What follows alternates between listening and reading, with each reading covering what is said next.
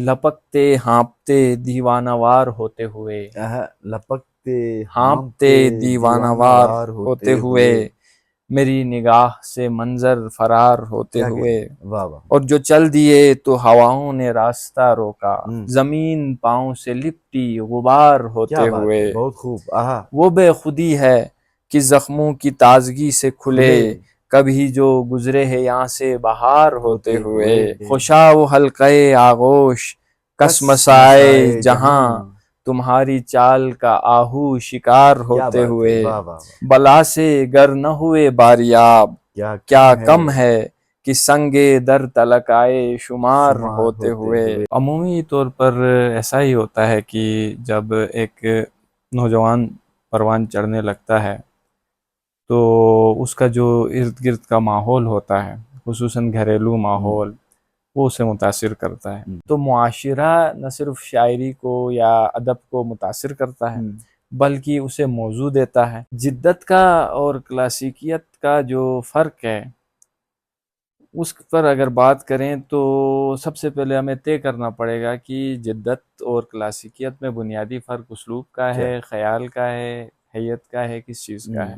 تو میں یہ کہتا ہوں کہ غالب بے دل کی پیروی کر کے بڑا شاعر بن سکتا ہے، تو کیا آج کا کوئی شاعر اگر غالب کو کچھ پڑھتا ہے، اس سے کچھ متاثر ہوتا ہے یا اس کی کچھ تقلید کی کوشش کرتا ہے تو یقیناً وہ بھی بڑا شاعر بن سکتا ہے۔ غالب سراسر اسلوب ہے، غالب کے اسلوب کا دوسرا شاعر اردو روایت میں ہمیں نہیں ملتا، تو وہ جو اس کا طرز بیان ہے، اس کا اسلوب ہے، وہ اسے غالب بناتا ہے۔ علم عروض کے متعلق سوال ہے، تو یہ ایک پیمانہ ہے بنیادی سا کہ جس میں ہم شعر کو غیر شعر سے الگ کرتے ہیں، یا سادہ لفظوں میں ہم کلام موزوں کو کلام غیر موزوں سے علیحدہ کرتے ہیں۔ تو علم عروض کی اہمیت اس لیے بھی کچھ زیادہ ہے کہ یہ ہماری شاعری کی بنیاد ہے۔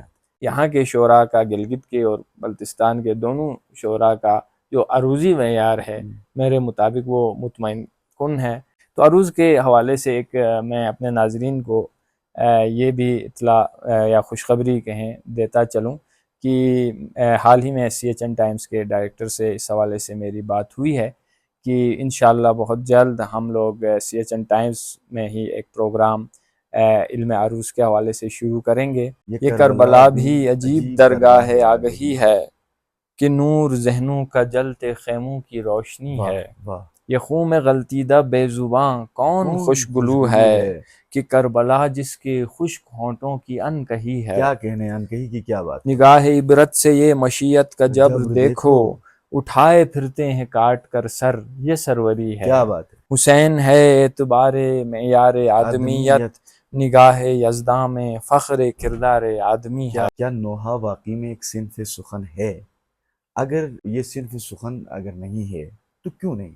میں سمجھتا ہوں کہ جو کربلا کا واقعہ ہے اس کا بیان کرنا نہایت ایک حساس معاملہ ہے۔ ان میں معصومین اور ان کی آل اولاد اور پھر تقدیس کا بھی مسئلہ ہو سکتا ہے۔ جی بالکل ایسا ہی ہے۔ گزشتہ ایک پروگرام میں عقیل غروی صاحب انیس اور طویل پہ اس قسم کی تنقید فرما رہے جی بالکل، ہم اصل میں جو انسانی جذبات ہیں، جیسے ایک باپ کا بیٹی کے لیے جذبہ ہے یا ایک بہن کا بھائی کے لیے جذبہ ہے، وہ ہم مستعار لیتے ہیں اور کربلا کے واقعات کے ساتھ ان جذبات کو جوڑ دیتے ہیں، ہم ان کی گویا ایک طرح سے ترجمانی کرنے کی کوشش کرتے ہیں۔ تو کچھ سوالات میرے ذہن میں ابھرتے ہیں جن کے تشفی کر دینے والے جوابات شاید ابھی نہیں ملے، اس لیے میں نے قلم روکا ہوا ہے۔ السلام علیکم، CHN ٹائمز کے خصوصی ادبی پروگرام ہم سخن کے ساتھ عاشق حسین عاشق حاضر خدمت ہے۔ شاعر اور ادیب اپنی داخلی کیفیات اور خارجی کرب کی تلخی کو اپنے احساسات اور جذبات کی لطافت سے لطیف بناتے ہیں، اسی لیے ادب کو فن لطیف کہا جاتا ہے۔ گلگت بلتستان کی ادبی فضا کو اپنے لطیف احساسات اور شگفتہ خیالات سے معطر کرنے میں یہاں کے شعراء نے اہم کردار ادا کیا ہے۔ انہی میں سے ایک نوجوان شاعر جناب عاطف علی نصیر ہے، جنہوں نے اپنی توانا شاعری، منفرد اسلوب کے ذریعے ادبی حلقوں میں اپنی ایک شناخت بنائی ہے۔ عاطف علی نصیر جہاں اردو کے بہترین شاعر ہیں، وہاں ایک بہترین نقاد بھی ہیں، اردو ادب کے اسکالر ہیں، آج کل پی ایچ ڈی کے طالب علم ہیں۔ عاطف علی نصیر کو ہم آج ہم سخن میں خوش آمدید کہتے ہیں۔ نصیر، بہت شکریہ کہ آپ نے اپنے گوناگون مصروفیات سے خاص وقت نکالا ہمارے لیے۔ یہ بتا دیجیے کہ شاعری کا ذوق کیسے بیدار ہوا اور اس کے پیچھے کیا بنیادی عوامل تھے؟ جی بسم اللہ الرحمن الرحیم۔ سب سے پہلے تو عاشق بھائی آپ کا اور آپ کے پروگرام ہم سخن اور سی ایچ این ٹائمز کا میں خصوصی طور پر شکر گزار ہوں کہ انہوں نے مجھے اس قابل سمجھا کہ میرے ساتھ کچھ باتیں کچھ گفتگو ہو۔ ادبی ذوق کا جہاں تک آپ نے سوال کیا ہے تو عمومی طور پر ایسا ہی ہوتا ہے کہ جب ایک نوجوان پروان چڑھنے لگتا ہے تو اس کا جو ارد گرد کا ماحول ہوتا ہے، خصوصاً گھریلو ماحول، وہ اسے متاثر کرتا ہے۔ تو میرے اندر بھی جو ادبی ذوق ہے اس کی افزائش میں میرے گھریلو ماحول کا بڑا کردار رہا، کیونکہ میرے خاندان میں میرے چچا طالب حسین طالب، ظہیر عباس تابش اور ماموں بشارت حسین ساقی اور خالو ڈاکٹر مظفر حسین انجم، یہ سب لکھاری تھے اور لکھنے پڑھنے سے شغف رکھتے تھے، تو ان کی دیکھا دیکھی میرے اندر بھی یہ ذوق پیدا ہوا۔ آپ کی جو اردو شاعری ہے اس میں کلاسیکیت کا رنگ غالب نظر آتا ہے، اس کی کیا وجوہات ہے؟ جبکہ بہت سارے لوگ جدت کی طرف بڑھنا چاہتے ہیں، آپ نے کلاسیکیت کو کیوں اپنایا؟ جدت اور کلاسیکیت میں کس طرح کی شاعری کو آپ زیادہ اہمیت دیتے ہیں؟ عاشق بھائی آپ نے بڑا دقیق قسم کا سوال پوچھا ہے، مجھے نہیں معلوم کہ میں اب یہ آپ سمجھا سکوں گا اپنے ناظرین کو، لیکن یہ ہے کہ کلاسیکیت کا جو رنگ غالب ہونا آپ کہہ رہے ہیں میری شاعری میں نظر آتا ہے، تو اس کی وجہ بھی یہی ہے کہ ابتدائی طور پر جو میرا مطالعہ رہا ہے وہ ہمارے جو کلاسیک اردو کے شعراء ہیں، غالب ہے، انیس ہے، دبیر ہے، میر ہیں، اور پھر جوش اور اقبال، تو ان کا میرا زیادہ مطالعہ رہا ہے، تو شاید اس کا لامحالہ اثر میری شاعری پر، میرے رنگ پر، اسلوب پر پڑا ہے۔ جدت کا اور کلاسیکیت کا جو فرق ہے اس پر اگر بات کریں تو سب سے پہلے ہمیں طے کرنا پڑے گا کہ جدت اور کلاسیکیت میں بنیادی فرق اسلوب کا ہے، خیال کا ہے، حیت کا ہے، کس چیز کا ہے۔ تو دیکھیں، انسان اپنے عہد سے کٹ کر نہیں رہ سکتا۔ میں آج اگر 21ویں صدی میں رہتا ہوں تو میں 18ویں صدی کا انسان نہیں ہوں، میں چاہ کر بھی 18ویں صدی کا شاعر نہیں بن سکتا۔ صرف میرا مدعا یہ ہوتا ہے کہ جو ہماری روایت ہے میں اس سے جڑا رہوں، اور جو ایک مغربی تہذیب کی یلغار ہوئی ہے اس میں نہ صرف ہمارا رہن سہن اور رسم و رواج متاثر ہوئے ہیں بلکہ ہماری شعری روایت بھی بہت متاثر ہوئی ہے، حیت کی سطح پر آپ دیکھیں یا فکر کی سطح پر۔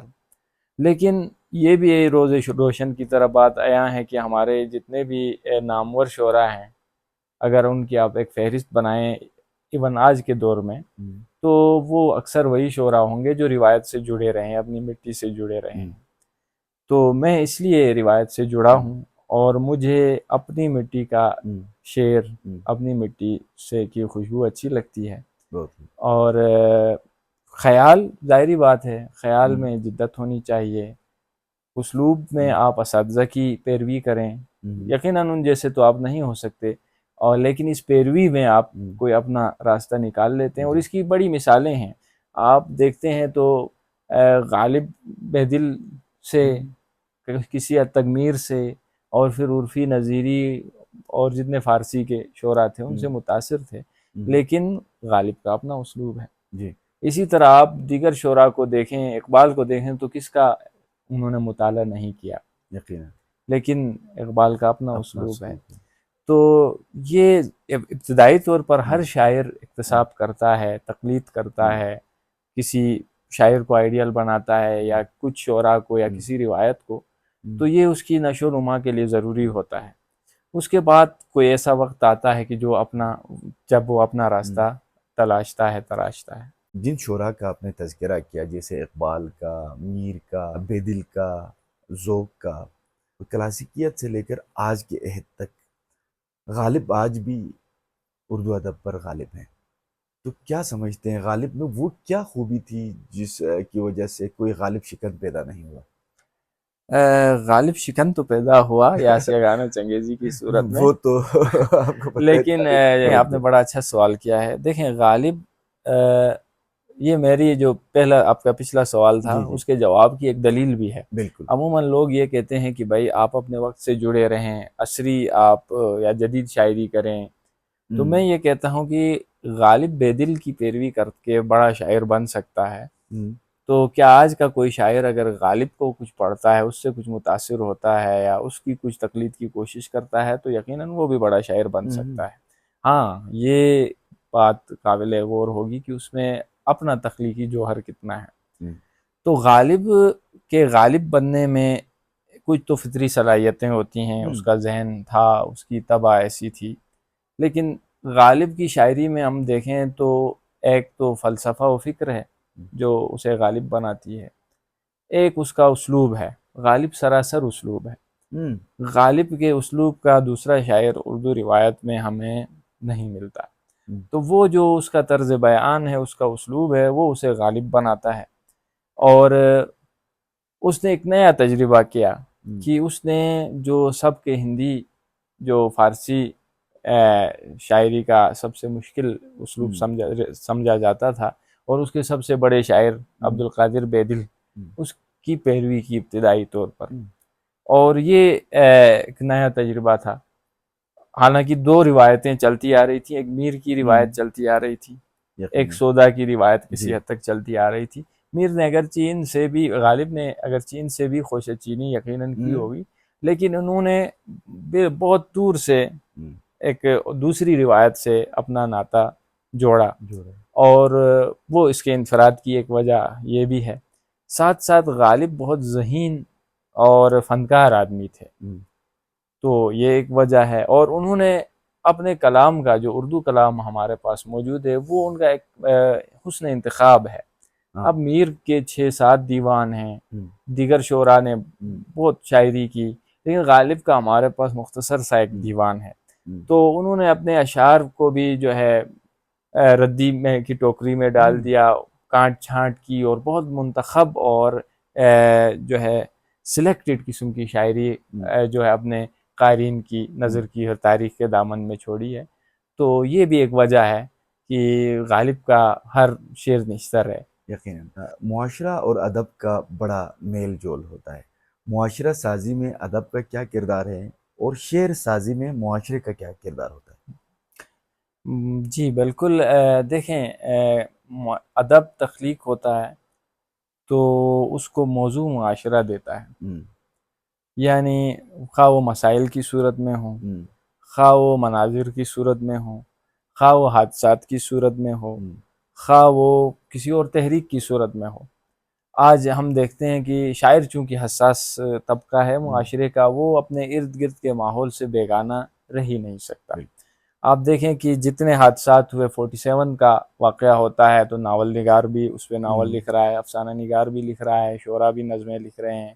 71 کا واقعہ ہوتا ہے تو وہ متاثر کرتا ہے. تو معاشرہ نہ صرف شاعری کو یا ادب کو متاثر کرتا ہے بلکہ اسے موضوع دیتا ہے، ایک طرح سے اس کی جہت بھی تعین کرتا ہے. ادب کو معاشرہ تو موضوع دے رہا ہے، سوال دے رہا ہے. اب ادب ایسے متاثر کرتا ہے کہ وہ جو نباز ہوتا ہے معاشرے کا، وہ کہیں خامی ہے، کہیں مسئلہ ہے، کہیں کوئی شدت پسندی ہے، کہیں ظلم ہے، تو اس کے خلاف ایک توانا آواز بن کر ادب ہمیشہ سامنے آتا رہا ہے. آپ حبیب جالب سے لیں، فراز کو دیکھیں، فیض دیکھیں، یا احمد فرحات تک، ادیب نے، شاعر نے ہمیشہ ظلم کے خلاف، جور کے خلاف آواز اٹھائی ہے. اور کم و بیش ہر شاعر مزاحمتی شاعر ضرور ہوتا ہے. بہت شکریہ. محرم الحرام کا سلسلہ جاری ہے تو ہم آپ سے سلام سننا چاہیں گے. عاشق بھائی، یہ عطاؤ کچھ اشعار ہیں کہ یہ کربلا بھی عجیب درگاہ آگہی ہے، یہ کربلا بھی عجیب درگاہ آگہی ہے، کہ نور ذہنوں کا جلتے خیموں کی روشنی ہے. ہزار قوت ہو جس پہ قرباں یہ ذوف ایسا، ہزار قوت ہو جس پہ قرباں یہ ذوف ایسا، ہزار قدرت نثار جس پر وہ بے بسی ہے، آہا جھکی نگاہیں بندھے ہوئے ہاتھ دو کنیزیں، جھکی نگاہیں بندھے ہوئے ہاتھ دو کنیزیں، آہا یہ ایک طرف موت ایک طرف زندگی کھڑی ہے، آہا بہت اور خوب. یہ خون میں غلطیدہ بے زباں کون خوشگلو ہے، آہا یہ خون میں غلطیدہ بے زباں کون خوشگلو ہے، کہ کربلا جس کے خشک ہونٹوں کی ان کہی ہے، کیا کہنے ان کہی کی کیا بات ہے. یہ واہ خون واہ میں غلطیدہ واہ بے زباں کون واہ خوشگلو ہے، بہت کہ خوب. کربلا جس کے خشک ہونٹوں کی ان کہی ہے، آہا اور نگاہ عبرت سے یہ مشیت کا جبر دیکھو، آہا نگاہ عبرت سے یہ مشیت کا جبر دیکھو، اٹھائے پھرتے ہیں کاٹ کر سر یہ سروری ہے، کیا بات ہے. واہ واہ اور واہ جہاں جہاں تک کشائش سایہ علم ہے، جہاں جہاں تک کشائش سایہ علم ہے، دلوں میں ہے نور اور ذہنوں میں روشنی ہے، واہ واہ واہ. اور آہا حسین ہے اعتبار معیار آدمیت، آہا حسین ہے اعتبار معیار آدمیت، نگاہ یزداں میں فخر کردار آدمی کیا ہے، بات ہے. یہ واہ کربلا بھی عجیب درگاہ آگہی صحیح ہے، کہ نور ذہنوں کا جلتے خیموں کی روشنی ہے. جزاک اللہ. آپ سلام و منقبت بھی خوب کہتے ہیں، نصیر کبھی نوحہ نگاری بھی کی؟ جی ابتدائی دور میں یہ جسارت میں کہوں گا کہ کی تھی، لیکن اس کے بعد میں نے اپنا قلم روکا ہوا اس کی کیا بنیادی وجوہات ہے کہ آپ نوحہ نگاری نہیں فرماتے؟ اور ایک اردو ادب کے اسکالرز ہونے کے ناطے یہ سوال آپ کے سامنے رکھ رہا ہوں کہ کیا نوحہ واقعی میں ایک صنف سخن ہے؟ اگر اس کو یہ صنف سخن اگر نہیں ہے تو کیوں نہیں؟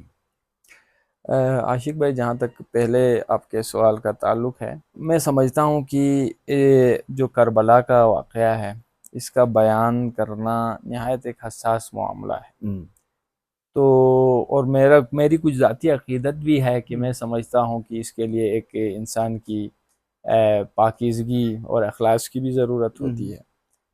ساتھ ساتھ یہ میں جو دیکھتا ہوں کہ کربلا ایک واقعہ ہے، اس کی فکری سماجی مذہبی جو اسپیکٹس ہیں ان کے باوجود وہ ایک واقعہ ہے، اور واقعے کا بیان اسی وقت درست ہے جب آپ جو بنیادی حقائق ہیں ان کے دائرے میں رہتے ہوئے آپ بات کریں.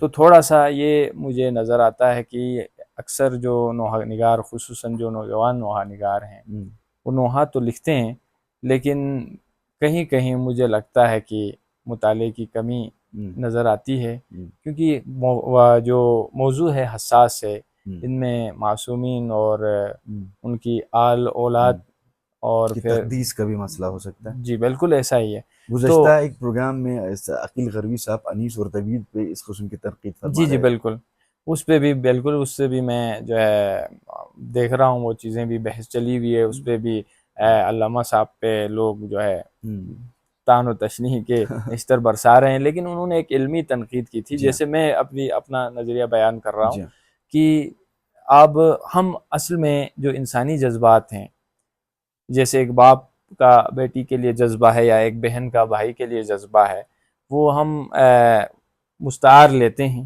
اور کربلا کے واقعات کے ساتھ ان جذبات کو جوڑ دیتے ہیں، ہم ان کی گویا ایک طرح سے ترجمانی کرنے کی کوشش کرتے ہیں.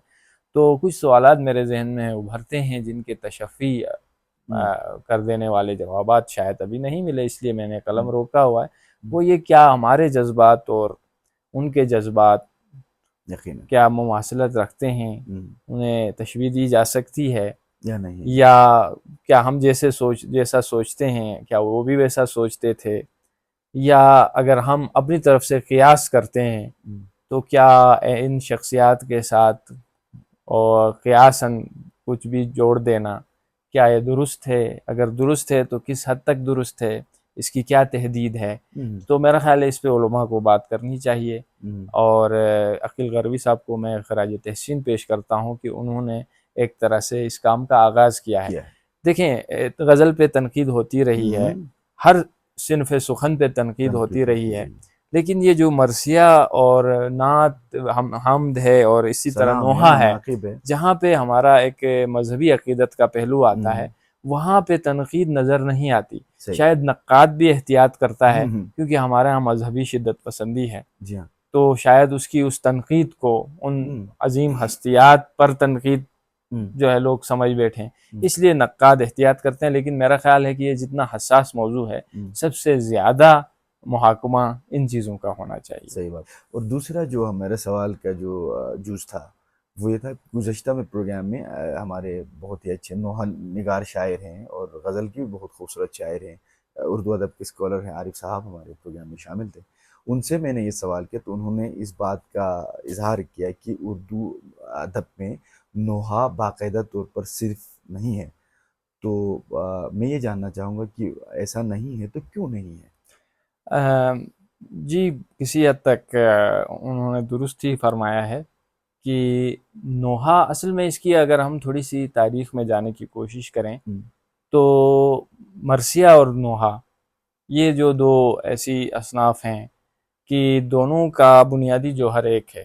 ہم، نوحہ میں بھی ماتم، غم انگیزی اور گریہ وزاری ہے، اور مرثیہ بھی رسا سے ہے اور ہم، ماتم اور غم منانا ہے. ہم، تو مرثیے کے جو خط و خال ہیں، جو اس کے اجزاء ہیں اور ایک ترتیب ہے، یہ ہم، تو میر ضمیر اور میر خلیق کے بعد سے شروع یہ چیزیں شروع ہوئیں اور پھر انیس اور دبیر پہ تقریباً مکمل ہوتی ہیں چیزیں. ہم، لیکن اس سے پہلے کا ہم اردو ادب میں اگر جسے مرثیہ کہا گیا ہے اس کا مطالعہ کریں تو وہ آج کا نوحہ ہے.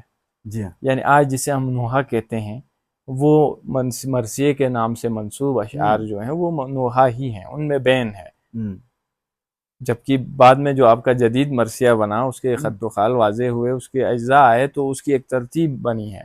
تو وہ مرثیہ تو اپنی حیت میں ہی مختلف ہو جاتا ہے نوحے سے، لیکن اس سے پہلے کا جو مرثیہ ہے وہ نوحہ ہی ہے. تو اس پہ ابھی جو اسکالرز کام کر رہے ہیں، میں کل بھی اسی موضوع پہ میرا مطالعہ تھا تو یہ بات وہاں پہ بھی یہی بات لکھی تھی کہ جو قدیم ہمارا ابتدائی جو قلی قطب شاہی دور کا ہے یا اس سے پہلے کا ہے اور میر ضمیر سے پہلے کا جو مرثیہ ہے اردو میں، وہ اس کے اندر وہی عناصر ہیں جو آج کے نوحے کے اندر ہیں. جی. تو دوسرا سوال جو ہے نوحے کی، تو اگر اس سینس میں ہم دیکھیں تو نوحے کی روایت تو قدیم ہے اور اس کو آپ صنف سخن کے دائرے سے باہر نہیں لے جا سکتے. دوسرا سوال، کیا اس کو تسلیم کیا جاتا ہے نہیں کیا جاتا ایک صنف سخن کے طور پر؟ تو میں بلکہ اس سوال میں کے جواب میں ایک سوال قائم کرتا ہوں کہ اگر یہ صنف سخن نہیں ہے، صنف سخن یعنی شاعری کی ایک صنف نہیں ہے، باقاعدہ تو پھر کیا ہے؟ یہ بڑا سوال ہے. یعنی کون لکھتا ہے نوحہ؟ شاعر. ہم، نوحہ لکھنے والا بھی شاعر ہے، ہم، اور اس میں آپ اگر اسے پابند شاعری نہ کہیں تو بھی وہ باوزن شعر تو ہے. شعر ہوتے ہیں، اشعار ہوتے ہیں، جملے ہوتے ہیں، فقرے ہوتے ہیں، لکھتا شاعر ہے، اس میں قافیہ ردیف کا التزام ہوتا ہے. تو اگر یہ شاعری نہیں ہے، اگر پابند شاعری بالفرض ہم اسے نہ بھی کہیں تو آزاد تو نظموں کا آپ کے رواج پاس موجود ہے، آزاد نظم ہے، معرہ نظم ہے، نثری نثری نظم ہے. نظمیں ہیں. ہاں جب وہ ساری چیزیں نظم ہیں، ہاں ہاں. وزن اور قافیہ ردیف کی قید سے آزاد ہونے کے باوجود، تو پھر نوحہ کیا وہ نظم نہیں ہے، صنف سخن نہیں؟ تو میں جو ذاتی میری رائے ہے کہ نوحہ ایک صنف سخن ضرور ہے، لیکن چونکہ اصناف دو طرح کی ہوتی ہیں، کچھ موضوع کی بنیاد پر ان کے نام ہوتے ہیں، کچھ حیت کی بنیاد پر ہوتے ہیں. جیسے مثنوی حیت کی بنیاد پہ نام ہے، مثنیٰ سے ہے اور وہ دو والا، تو چونکہ وہ ایک مطلع ہوتے ہیں مسلسل اس میں گویا، تو وہ مثنوی ہے. لیکن جب آپ نعت کہتے ہیں تو یہ موضوعاتی نام ہے. قصیدہ کہتے ہیں، مرثیہ کہتے ہیں، موضوعاتی نام ہے. تو اس کی کوئی بھی حیت ہو سکتی ہے. آپ مرثیے کے لیے آپ غزل کی حیت اختیار کر لیں، آپ مرثیے کو آپ مثلث کی شکل میں لکھیں. تو اب حیت کا نہ ہونا، ایک سوال اکثر یہ اٹھایا جاتا ہے چونکہ نوحے کی کوئی مخصوص حیت نہیں ہے، تو بہت ساری اصناف ہیں جن کا موضوع متعین ہوتا ہے لیکن حیت متعین نہیں ہوتی، تو پھر ان سب کو بھی آپ صنف سخن کے دائرے سے خارج کر دیجئے.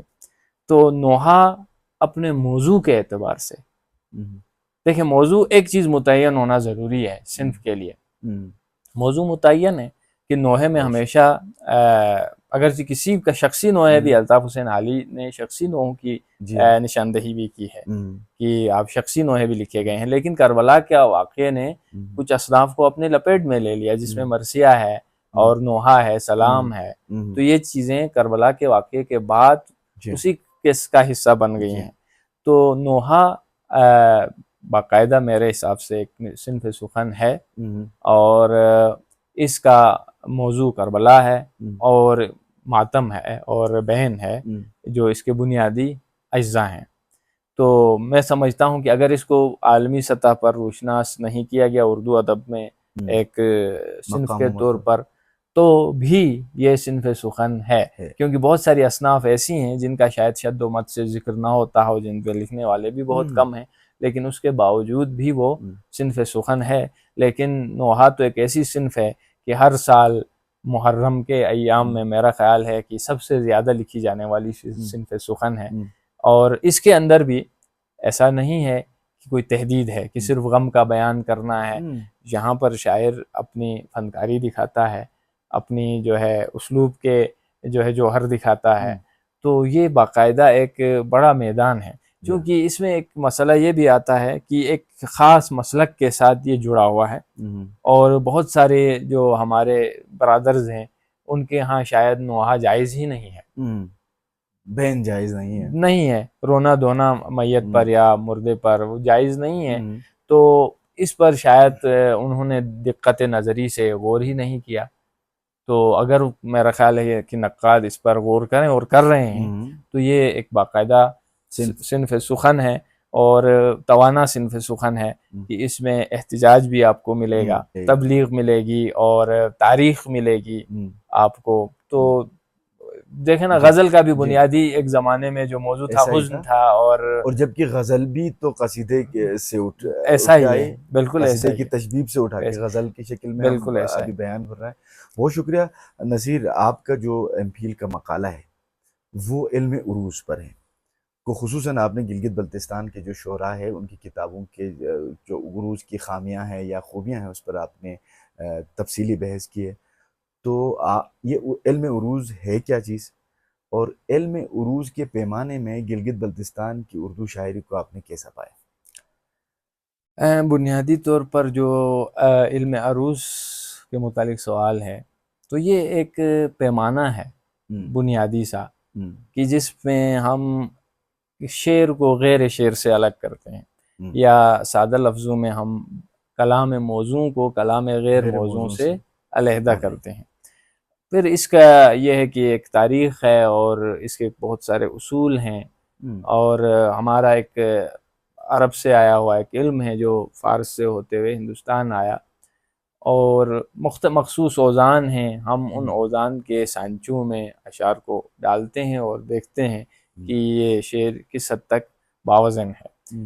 تو گلگت بلتستان کا جو مطالعہ ہے اس حوالے سے جب میں نے کیا، تو الحمدللہ یہ مجھے کہتے ہوئے خوشی محسوس ہوتی ہے کہ یہاں کے شعراء بھی کسی طور اس علم سے نابلد نہیں ہیں۔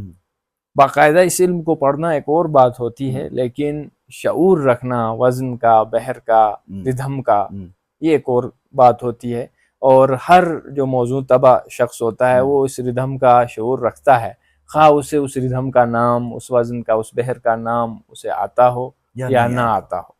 تو ہمارے یہاں کے جو شعراء ہیں وہ الحمدللہ دیکھیں چھوٹی موٹی جو اغلاط ہیں وہ تو اساتذہ کے ہاں بھی نظر آتی ہیں، غالب کی رباعی پہ آج تک بحث ہے، اسی طرح اقبال کے بہت سارے اشعار پہ بحث ہے، تو وہ چیزیں تو اس سے کلام سے کسی کا کلام خالی نہیں ہے اغلاط سے یا اختلافی نکات سے۔ لیکن یہ ہے کہ یہاں کے شعراء کا، گلگت کے اور بلتستان کے دونوں شعراء کا جو عروضی معیار ہے میرے مطابق وہ مطمئن کن ہے اور اطمینان بخش ہے، اور امید ہے کہ نوجوان جو شعراء ہیں وہ اس کو مزید بہتر کریں گے شعور کو۔ تو علم عروض کی اہمیت اس لیے بھی کچھ زیادہ ہے کہ یہ ہماری شاعری کی بنیاد ہے۔ بھلے آج ہم نے آزاد نظم یا معرہ یا پھر نثری نظم کی تخلیق کے بعد یا اس کے رواج کے بعد اس کی اہمیت کو کچھ کم سمجھنا شروع کر دیا ہے، لیکن آج بھی آپ اس کے دائرۂ کار سے باہر نہیں جا سکتے۔ کچھ دوستوں کے ساتھ علم عروض پہ میری ایسی ہی گفتگو چل رہی تھی، اور تو میں نے ان سے کے سامنے اس کی اہمیت جتلانے کے لیے یہ بات کی کہ آپ ایسا کریں کہ ایک ایسے ردم پہ لکھیں جو خلیل بن احمد نے یا یوسف نیشاپوری نے، جو عروض کے موجدین سمجھے جاتے ہیں، انہوں نے اس پر بات نہیں کی ہو، یا اس کے دائرۂ کار سے، اس علم کے دائرۂ کار سے باہر آپ کوئی کہہ کے دکھائیں۔ تو یہ ایک معجزہ تھا کہ جو آج تک اس علم کے دائرے سے یا ان بحور کے اور ان اوزان کے دائرے سے ہم باہر نہیں جا پا رہے، اگرچہ ہم توڑ رہے ہیں انہی کو، ایک بحر کو دوسری بحر سے ملا رہے ہیں، ایک رکن کو دوسرے رکن سے ملا رہے ہیں عروض کے، لیکن ہم کہیں نہ کہیں اسی خلیل بن احمد اور اس دور کے ابتدائی جو عروضدان تھے انہی کی بنائے ہوئے دائرے کے اندر ہی کھیل رہے ہیں۔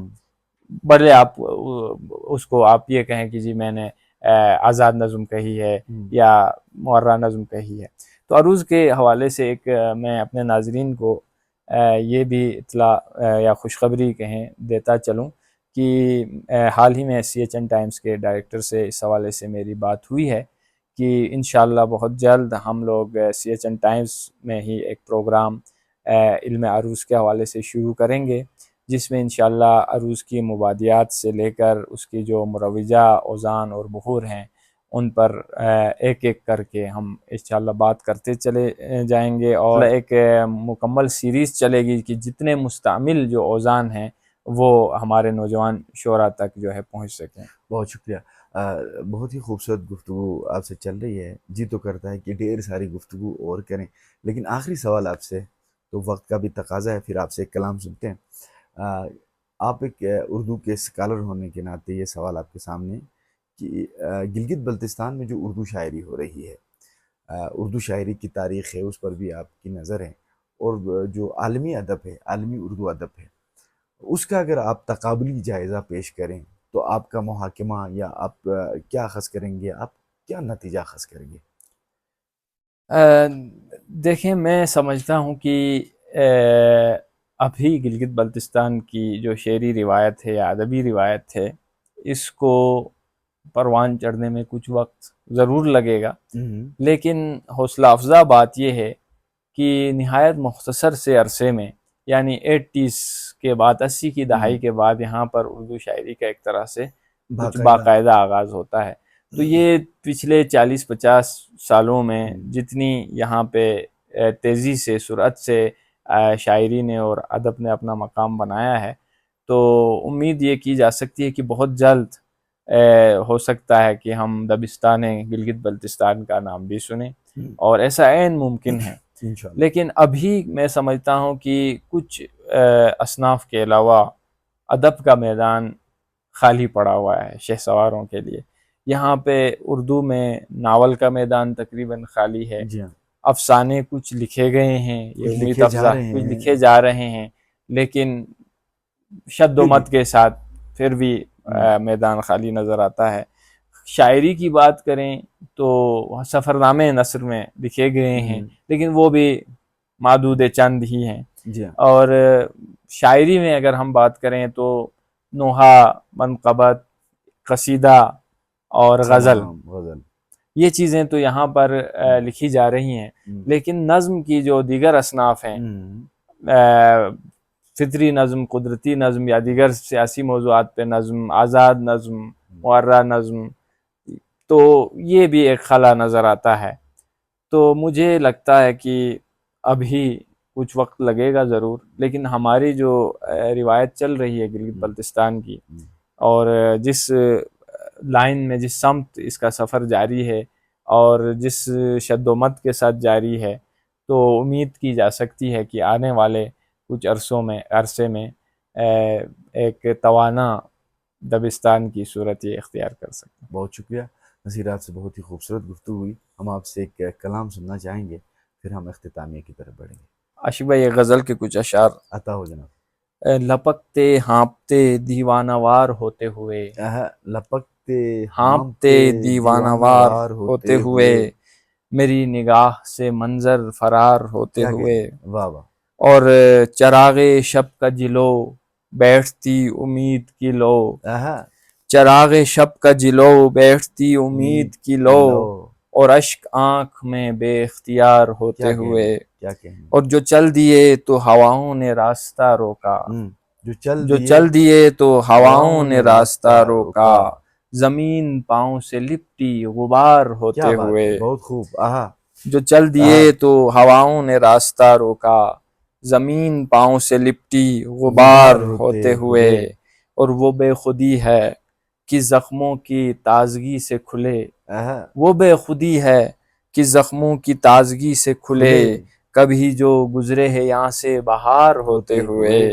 اور خوشا وہ حلقۂ آغوش کسمسائے جہاں، آئے ہائے، خوشا وہ حلقۂ آغوش کسمسائے جہاں، تمہاری چال کا آہو شکار کیا ہوتے بات ہوئے، ہے، واہ واہ واہ، اور بہت جو خوب، حال اپنے موافق ہے ناموافق ہے، جو حال اپنے موافق ہے ناموافق ہے، کہ سازگار تھا ناسازگار ہوتے ہوئے، اور بلا سے گر نہ ہوئے باریاب کیا کم ہے، کیا کہنے، بلا سے گر نہ ہوئے باریاب کیا کم ہے، کہ سنگ در تلک آئے شمار ہوتے ہوئے، اور سکوت اتنا سمندر کا ظرف ہے عاطف، سکوت اتنا سمندر کا ظرف ہے عاطف، کہ صاحب قلم زرنگار ہوتے ہوئے، بہت خوب، لپکتے ہانپتے دیوانہ وار ہوتے ہوئے، میری نگاہ سے منظر